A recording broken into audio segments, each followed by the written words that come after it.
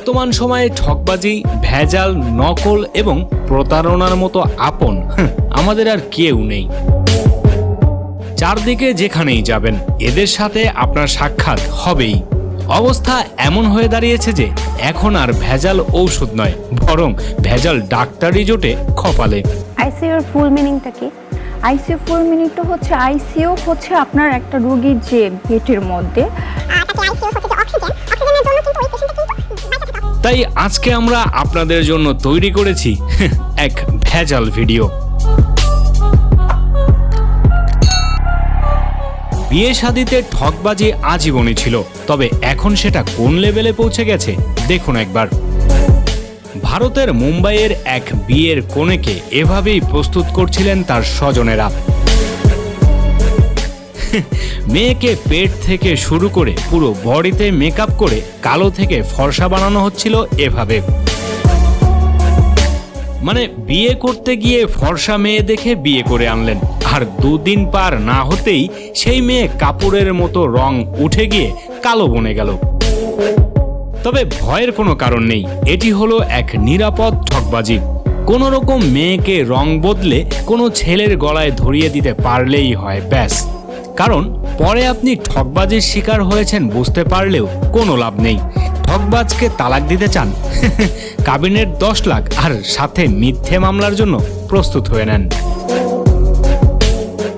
রমজানের রোজার ইফতার নিয়ে কিভাবে ঠকবাজি চলে শুনে নিন এবার। সব বিক্রি হবে না, যেগুলো থাকবে এগুলো কি করবেন? রেস্টুরেন্টে দিয়ে দেন। কোন রেস্টুরেন্টে দেন? ওই রেস্টুরেন্ট আবার বিক্রি করে, এগুলো তো ঠিক না। রোজা রমজানের দিন এগুলো তো করা যাবে না। মানে দোকানের বেঁচে যাওয়া নষ্ট ইফতার হোটেলে নিয়ে বিক্রি করা হয়। ছেলেটা ক্যামেরার সামনে এমন সত্য বলাতে কাকু যে কি পরিমাণ বিরক্ত হয়েছে সেটা তার চেহারায় লেখা আছে।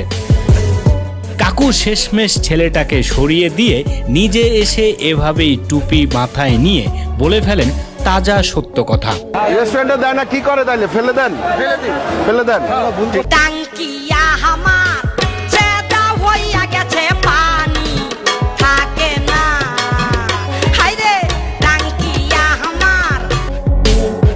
সদরঘাটের লঞ্চের উপরে ফল বিক্রি করেন এই জনাব।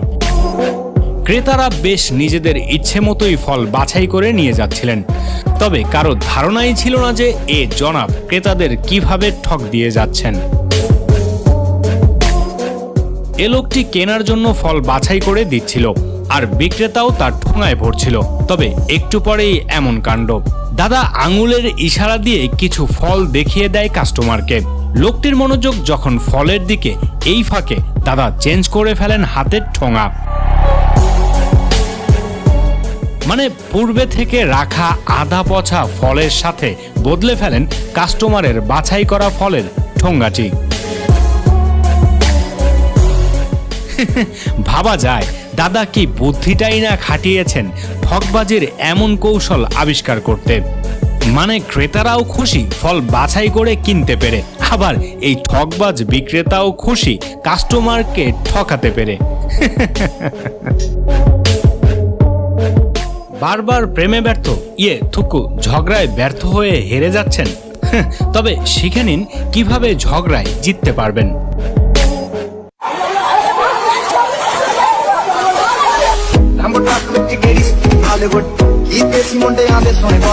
ঝগড়ার মধ্যে ধাক্কা খেয়ে দিদি ভালো মতো চিন্তা ভাবনা করে তারপর এভাবেই অসুস্থ হয়ে পড়েন।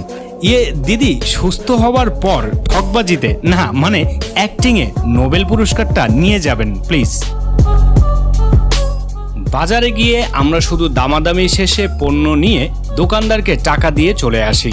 ডিজিটাল স্কেল হওয়াতে কেউ মাপ নিয়ে সন্দেহও করে না, কিন্তু এই সুযোগে কিভাবে ডিজিটাল স্কেলে ডিজিটাল ঠকবাজি করছে কিছু দোকানদার দেখে নিন।